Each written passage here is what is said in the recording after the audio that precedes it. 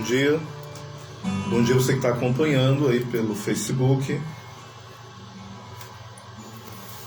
Você que vai acompanhar depois pelo YouTube, né? Quando estiver no YouTube, a informação. O evangelho de hoje é Mateus 7, do versículo 15 ao 20.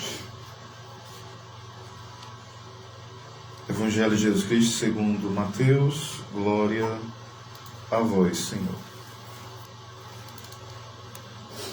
Guardai-vos dos falsos profetas, que vêm a vós com veste de ovelhas, mas por dentro são lobos rapaces. Pelos seus frutos os conhecereis. Porventura, colhem-se uvas dos espinheiros ou figo dos abrolhos? Assim toda árvore boa dá frutos bons, e a árvore ruim dá frutos maus. Não pode a árvore boa dar frutos maus, nem a árvore ruim dar frutos bons. Toda árvore que não dá bom fruto corta-se e deita-se no fogo. Portanto, pelos seus frutos os conhecereis. Palavra da salvação, glória a vós, Senhor. Quando nós olhamos para o Antigo Testamento, nós vemos várias situações onde nessas situações existiam muitos reinos, e muitos desses reis tinham um grupo de ou adivinhos ou profetas, pessoas que se diziam ali interpretar os sonhos, se diziam ali que sabiam defender o reino, né? De alguma forma, eram transmissores dos oráculos dos deuses, e muitas vezes esses falsos profetas dentro do reino falavam só coisas que agradavam aos ouvidos do rei. Como eles tinham uma vida confortável, cômoda, uma vida de muita comodidade mesmo, eles pensavam 1000 vezes antes de falar uma coisa que pudesse contrariar o rei. Então começavam a fantasiar um monte de coisa e dizer que Deus estava mandando. Também em Israel aconteceu isso, apareceram muitos falsos profetas que acabaram imitando os falsos profetas ali pagãos e diziam que Deus estava falando quando Deus não estava falando.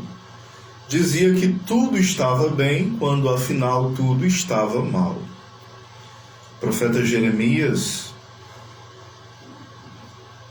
lá por exemplo em Jeremias 23, 9 ao 40, em outras passagens da Escritura, vai falar muito claro contra esses falsos profetas, que profetizam que tudo vai bem.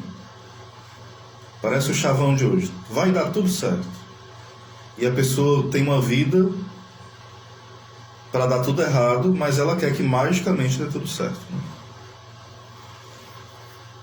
No tempo de Jesus, também apareceu muitos falsos messias, revolucionários, que iriam lutar contra Roma, que iam fazer toda uma revolução política, econômica, e apareceram muitos, né, desse tipo, se dizendo messias, se dizendo salvadores. Não foram poucos. E muitos foram até acreditados como sendo verdadeiros messias.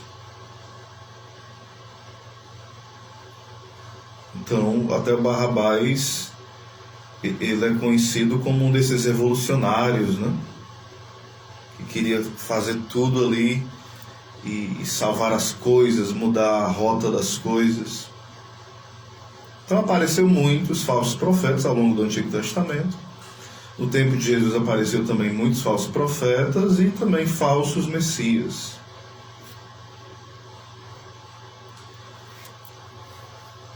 O vamos para aquilo que o Evangelho diz no início: guardai-vos dos falsos profetas, que vêm a vós com veste de ovelhas, mas por dentro são lobos devoradores. Aí aqui a gente tem que ter uma atenção. Como é que nós vamos nos guardar? Em Efésios 6, vai falar sobre a armadura do cristão, sobre a espada, sobre o capacete, sobre esses rins cingidos com cinto, sobre o escudo, ou seja, as armas espirituais. É uma vida de oração, é uma vida espiritual, é uma vida de estudo sério, de conhecimento da doutrina da igreja, do catecismo, das sagradas escrituras, tendo contato direto mesmo, ouvindo os santos, ouvindo os doutores da igreja, lendo os documentos. Tudo isso vai nos guardando. Quando nós ouvirmos vozes estranhas, que se dizem serem vozes ou voz da igreja, mas ensina totalmente contrário àquilo que Jesus ensina, o próprio São Paulo adverte: se um de nós, ou um anjo do céu, pregar um outro evangelho que não seja o de Jesus Cristo, esse seja anátema, ou seja, maldito, né? Porque está ensinando mal, não está ensinando como Jesus ensinou. Não é a boa notícia, é a má notícia. Então cabe a nós ter muita atenção com isso. Porque às vezes é bom, assim como os antigos reis faziam, né? Então como o povo lá que, no tempo de Jesus, que esperava esse Messias revolucionário, ou esse falso profeta que fala aquilo que a pessoa quer ouvir. O falso profeta é muito marcado por isso. Ele é sensacionalista demais. Ele quer chamar a atenção para si. Deus não é mais o centro, mas ele acaba se tornando o centro. Ele observa as pessoas e percebe o que elas querem ouvir. E a partir do que elas querem ouvir, ele começa a falar. Será que hoje nós temos pessoas assim? Que nos observam nossa fraqueza, nossa falta de inteligência, e começa a ensinar aquilo que a gente quer ouvir. Certo dia eu fui pregar lá em Marte, você sabe onde é Marte, né? Aí um cidadão me orientou: não fale sobre pecado, viu? Fale sobre bênção, cura, mas não fale sobre pecado. Olha a mentalidade que nós estamos mergulhados. As pessoas querem tapar a boca de qualquer pessoa que quer pregar simplesmente aquilo que está no Evangelho. Ou seja, não é mais o que a pessoa rezou ou estudou para pregar, é o que quem convidou acha que deve ser pregado. Então o relativismo tem entrado de forma muito forte nas nossas vidas. Quando alguém fala um pouco mais alto, a gente: poxa vida, fulano é tão sem amor porque fala alto, né? Fulano é tão assim porque só fala dessas coisas, deve ser mais misericordioso. E esquece o que é de fato a verdadeira misericórdia. Porque se eu não me reconheço miserável, como é que eu vou acolher a misericórdia? Não tem como. Aí que é interessante que vai falar o seguinte, né? Vou ler aqui o comentário da Bíblia Navarra.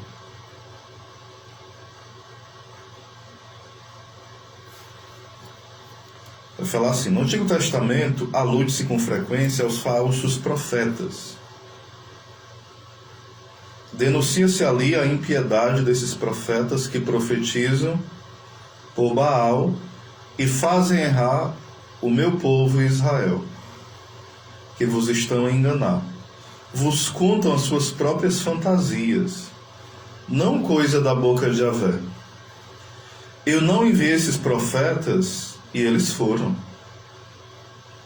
Não lhes falei e eles profetizaram.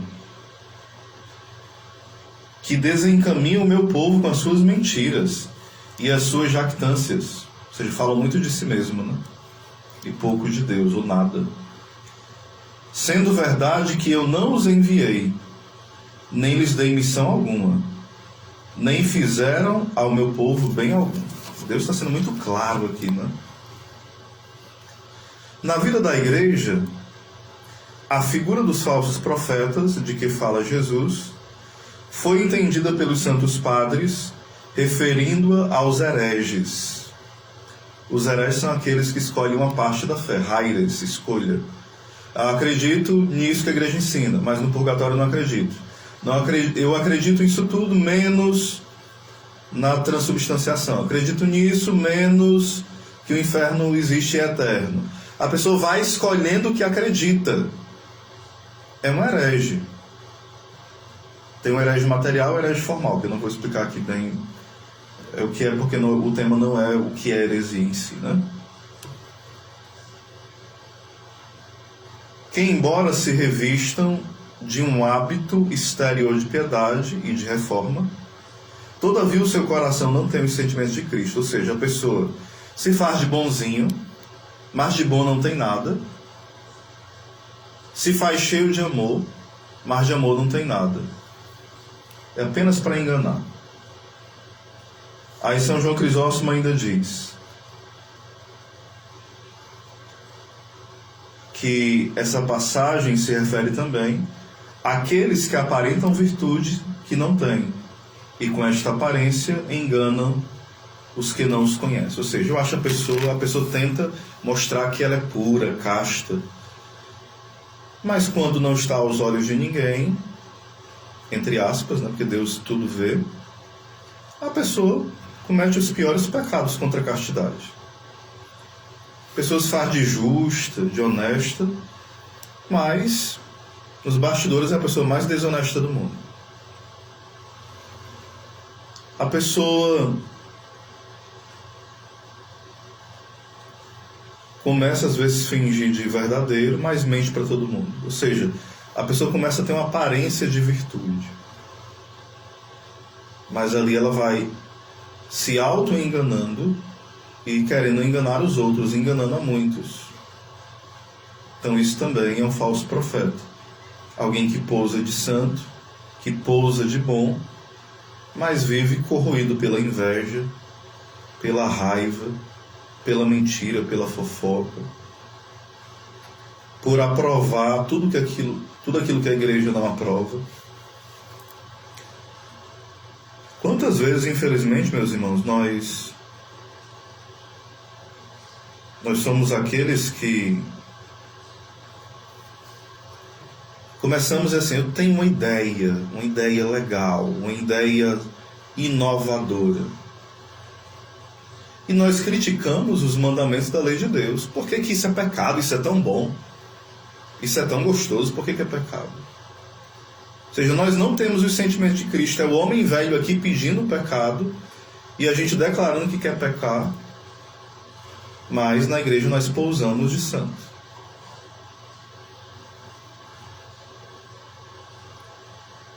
Às vezes discordamos dos mandamentos da igreja, achamos que a igreja é ultrapassada. Por que a igreja não muda essas ideias? A igreja está atrasada. A igreja está há muitos anos desse jeito, rígida. Por que não libera as coisas? Por que não se adequa ao mundo? Essa é a voz dos falsos profetas, querendo agradar ao mundo e desagradar a Deus, encaminhando-se para o inferno e encaminhando os outros para o inferno, e se dizem pessoas cheias de amor no coração. se dizem pessoas livres, se dizem pessoas modernas, progressistas, evoluídas. Não, não são. O Evangelho, ele fala bem claro no versículo 19: toda árvore que não dá bom fruto, corta-se e deita-se no fogo. Ou seja, o falso profeta, aquele que dá maus frutos, não vai ser eterno o engano que ele vai trazer para as pessoas. Se eu e você nos comportamos como os falsos profetas, se nós nos comportamos assim, ou nos comportarmos, e não nos convertermos da nossa má vida, o nosso destino é a perdição eterna. É o fogo eterno do inferno. Nós precisamos nos converter. Nós precisamos deixar que o Senhor transforme a nossa vida. Nós não podemos ser de Deus e assistir as mesmas coisas que todo mundo. Nós não podemos ser de Deus e falar as mesmas coisas que todo mundo. Nós não podemos ser de Deus e nos vestirmos como o mundo se veste. Nós não podemos ser de Deus e ter os mesmos sentimentos que todo mundo tem e alimentar os sentimentos mais vergonhosos, mais baixos, mais desordenados. Se nós somos de Deus, deixemos que a vida de Cristo transborde em nós. E não o homem velho, não as trevas, não as paixões desordenadas, não o nosso achismo, não as nossas opiniões mais malucas possíveis. Mas se você e eu queremos agradar o mundo, nós nos tornamos inimigos de Cristo.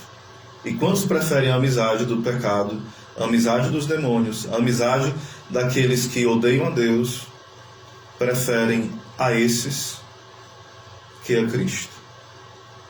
Isso é uma dura realidade.